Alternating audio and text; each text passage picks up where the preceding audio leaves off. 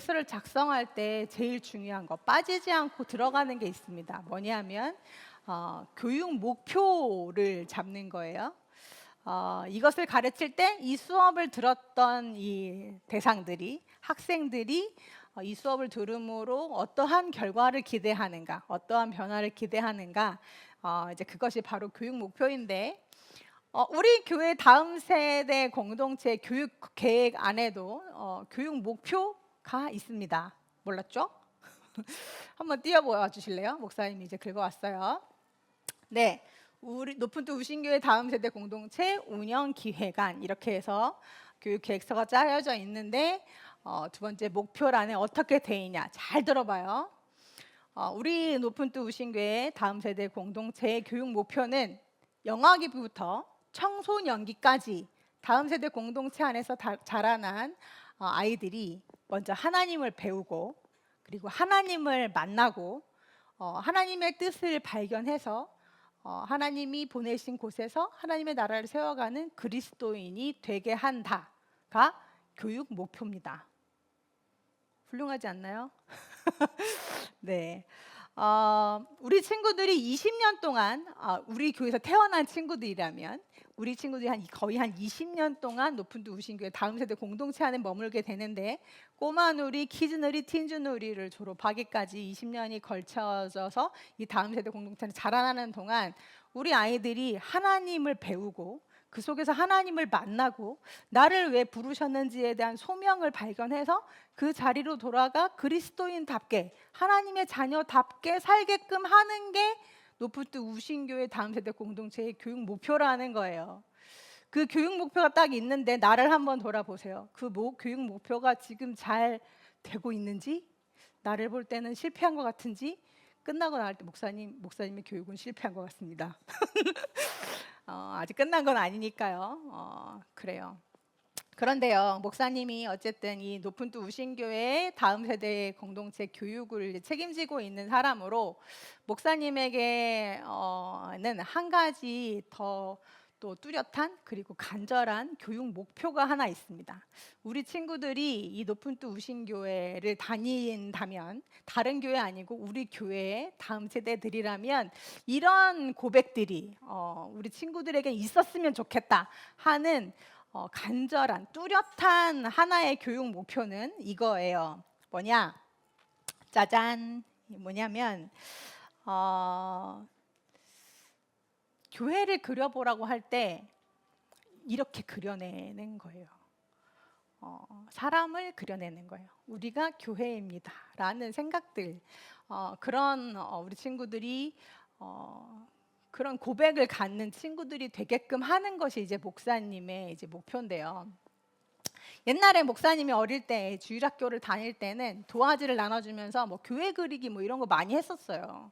교회를 그리면 다들 똑같이 어떻게 그렇게 그리냐면 다음 장 저렇게 그렸어요. 네모난 건물에 세모난 지붕 꼭대기에 십자가가 달려 있는 거. 이게 이제 교회라고 다 그렸단 말이에요.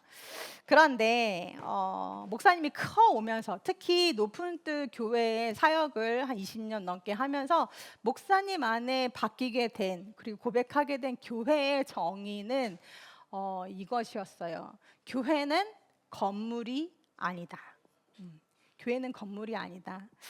교회는 사람이다. 어떤 사람? 하나님을 주인으로 고백하며 모시고 살아가는 사람, 그것이 바로 교회다라는 것이 목사님 안에 뚜렷한 정의가 되었고 그것을 믿기에 그것이 맞다고 생각하기에 우리 친구들도 높은 뜻 교회의 모든 다음 세대 공동체 친구들이 교회가 뭐야? 그럼 교회 저기 있잖아. 우리 교회는 건물은 없는데 학교를 써. 이런 게 아니고 교회가 뭐야? 교회는 나지. 교회는 사람이지. 교회는 하나님을 믿는 사람들의 모임이지라고 고백할 수 있는 친구들이 됐으면 좋겠다는 거예요. 그래서 오늘은 대놓고 교회에 대해서 좀 이야기해 보고자 해요. 교회. 오늘 설교가 딱 끝났을 때 목사님의 설교 목표, 교육 목표는 교회는 이런 거구나. 교회는 나였구나. 그럼 나는 이런 사람이 되어야 되겠구나 라는 것들이 마음속에 담겨 있을 수 있었으면 좋겠어요. 목사님이 앞서 교회는 건물이 아니다 사람이다 했고 뭐라 그랬냐면 하나님을 주인 삼아 살아가는 사람 그리고 그런 사람들의 모임이 교회다라고 했어요. 그렇다면 이게 진짜 교회라면 교회가 가지고 있는 교회이기 때문에 나타나는 네 가지 뚜렷한 특성 속성이라고 하는데 그게 있어요. 살아있는 것을 가리켜 우리는 생명체라고 하죠. 생명체에는 네 가지 속성이 있대요. 살아있는 생명체라면 네 가지 속성이 있는데 뭐가 있냐? 첫 번째 운동, 스스로 움직인다는 거예요.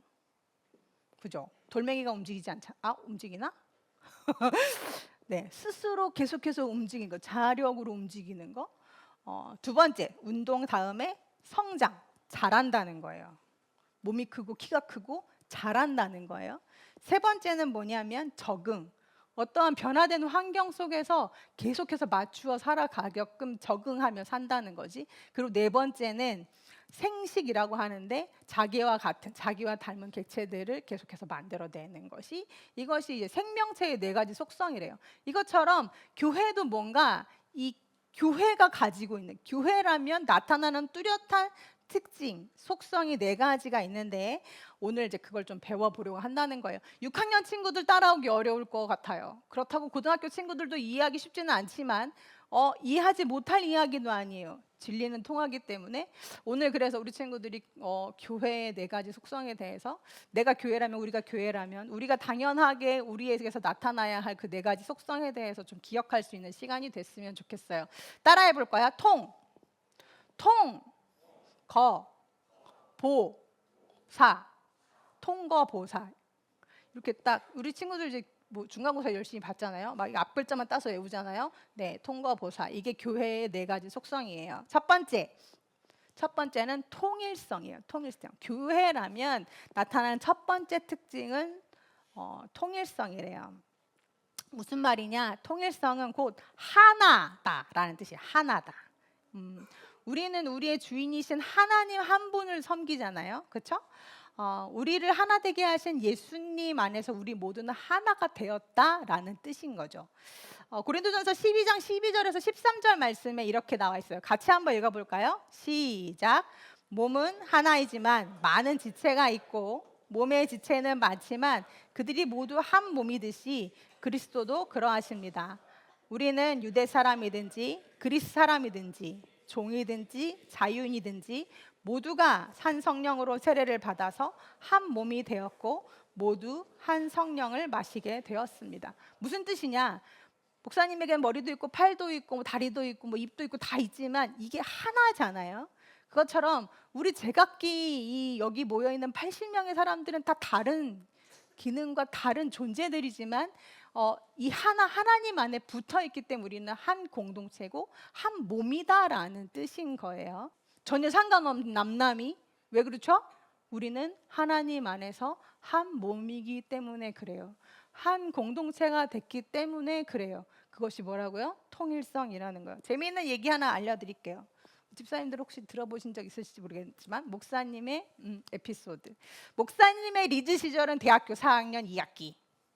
여름방학에 12kg를 빼고 2달 만에 12kg를 빼고 학교에 나타났어요. 목사님 요즘 살이 또 많이 찌긴 했는데 12kg를 빼고 학교에 나타났더니 그때부터 막 연락이 와요. 막 선배들로부터 막 동기들로부터 연락이 오기 시작하는 거예요. 추석 무렵이었어요. 밤에 저녁에 이렇게 집에 있는데 목사님이랑 4년 동안 같이 이제 공부했던 동기 남자친구가 전화를 했어요. 그러더니만 신혜야 나 지금 기도탑이야 이러는 거예요. 그래가지고 왜? 그랬더니 내가 오랫동안 너를 두고 기도를 했어. 오늘 응답을 받았지 뭐야? 뭐라 그랬나? 네가 내 짝이래 이러는 거예요. 목사님 뭐라 그럴게요. 그래서 그 친구가 마음에 들었으면 나도 그런 응답을 받았어 이렇게 했지만 그 친구에 대한 전혀 그런 마음이 없었어요. 목사님 그랬죠. 누구야? 하나님은 한 분이시지. 그 한 분이 너한테 얘기하셨다면 나한테도 조만간 얘기하겠네? 조금만 기다려봐. 내가 들어볼 때까지. 근데 그분이 나한테 얘기했을까 안 얘기했을까요? 얘기하시지 않았어요. 이거라는 거예요. 우리는 두 하나님을 섬기지 않아요. 80명의 하나님을 섬기지 않는다고요. 우리는 한 하나님을 섬겨요. 그래서 같은 말씀을 받고 같은 뜻을 받아요. 그게 뭐라고요? 통일성이라고요. 두 번째는요, 거룩성이에요. 거룩성. 그런데요, 목사님이 아까 교회를 사람이라고 했어요. 그런데 사람이 거룩하다? 이런 얘기 들어봤어요? 못 들어봤어요. 그리고 앞으로도 못 할 거예요. 왜냐하면 거룩은 우리 인간에게 속한 속성이 아니기 때문에 그래요. 그런데 왜 교회가 거룩하냐? 그건 이런 의미예요. 통이 하나 있는데 그 통에다가 쌀을 담으면 쌀통이 되고, 그렇죠? 꽃을 담으면 화분이 되는 것처럼 거기에 거룩하신 하나님이 담긴다면 어떻게 될까요? 우리는 거룩하지 않지만 내 안에 거룩한 것이 담길 때 뿐만 아니라 그게 멈추고 그게 결과가 아니고 우리 안에 계신 하나님이, 우리를 도우시는 성령님이 우리가 죽을 때까지, 하나님 앞에 설 때까지 계속해서 우리를 거룩하게 하시려는 게 변함이 없으니까 교회는 거룩하다고 얘기하는 거예요. 목사님도 진짜 뭐 늘 매일같이 정말 날마다 내 죄로 인해서 죽지만, 진짜 공고하지만, 그럼에도 불구하고 돌아보면 10대 때 목사님과 40대 때 목사님은 다른 게 있어요. 진짜 눈꽃만큼이지만 달라진 게 있는, 거룩해져 가는 것 같아요. 왜? 내가 거룩해서가 아니라 내 안에 계신 예수님이 그렇게 변화시켜 가고 있기 때문이에요. 그래서 우리 더 거룩하신 송장로님이 여기 앞에 앉아 계시지만, 웃으세요? 계시지만 목사님이 50대가 기대되고 60대가 기대되고 80대가 기대되는 이유는 다른 거 아무것도 없이 내가 조금 더 거룩해질 수 있겠구나라는 기대가 있기 때문이에요. 교회는 어떻다? 교회는 거룩하다. 무엇으로 인해서?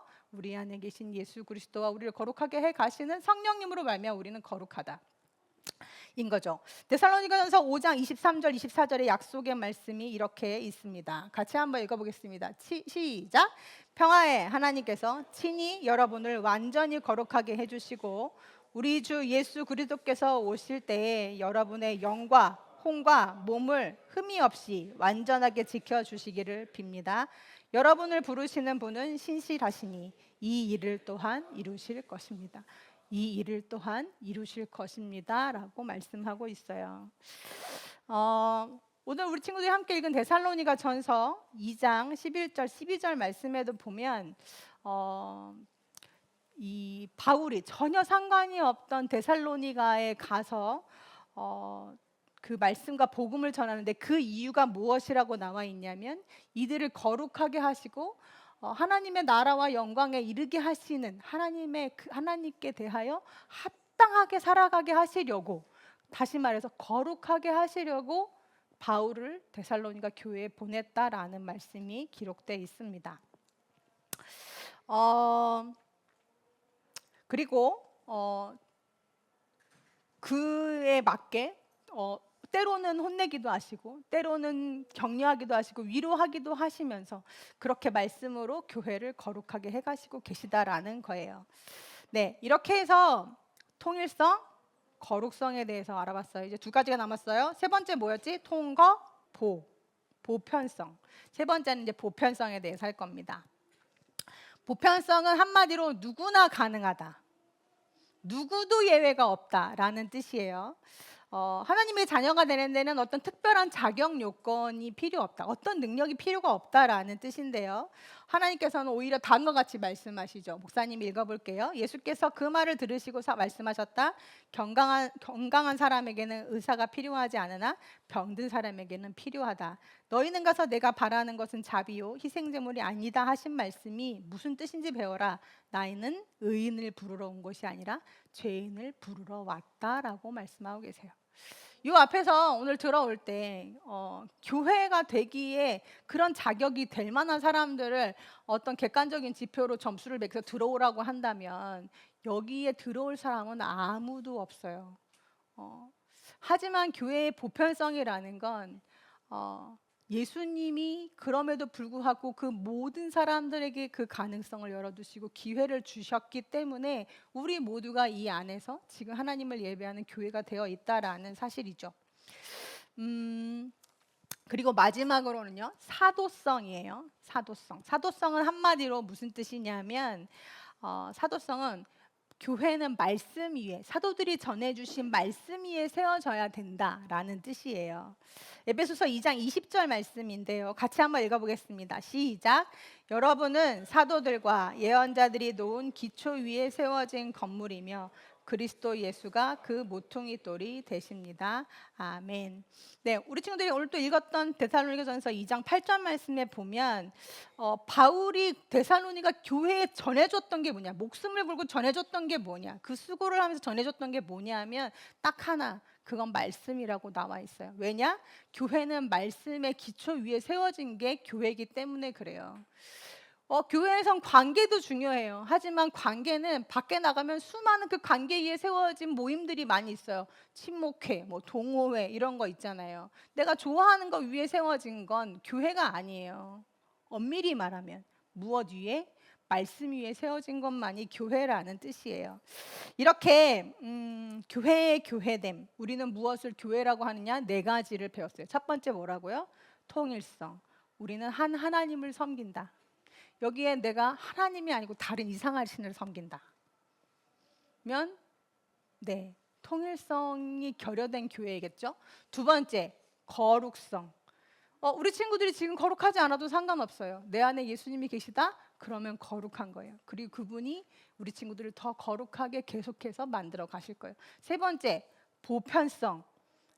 내가 예수님의 교회라는 이름을 얻었듯이 자격이 없는 내가 교회라고 불러주셨듯이 여기에는 누구도 들어올 수 있어야 된다. 교회에는 그 어느 누구도 제외가 돼서는 안 된다라는 것이 보편성이고, 네 번째 사도성, 무엇 위에 세워져야 된다고?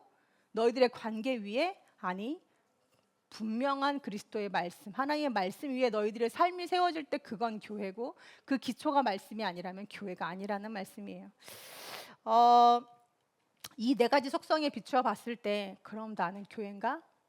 나는 건강한 교회인가?를 오늘 우리 친구들이 한번 자신을 돌아봤으면 좋겠고, 우리 쌤들도 같이 자신을 좀 점검할 수 있는 날이 됐으면 좋겠어요. 그래서 오늘은 우리 교회됨에 대해서 배웠는데, 이 교회됨이 가장 잘 녹아있는 게 뭐냐면 우리 예수님이 우리에게 행해 주셨던 성찬이에요. 그래서 오늘은 성찬을 행할 건데, 하나님이 우리를 불러주셔서 한 몸, 한 교회가 되게 하셨고, 그런 우리를 계속해서 거룩하게 해 가시고, 이 우리에게 주어진 은혜는 누구에게도 예외가 없으며 우리에게 말씀을 주셔서 그 말씀 위에 교회를 세워가신 하나님을 기억하면서 오늘 같이 성찬식에 참여하려고 합니다.